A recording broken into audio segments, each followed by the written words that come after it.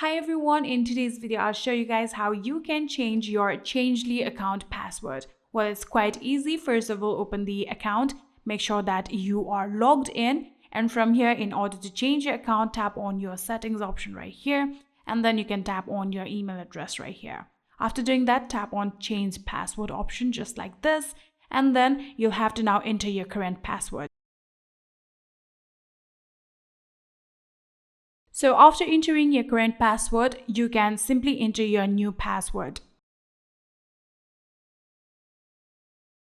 So while creating yourself a password, you have to remember the characters should at least be 4, and there should be an uppercase and a lowercase letter, and there should be numbers and special characters. So after meeting all of the requirement, all you have to do is tap on continue right here.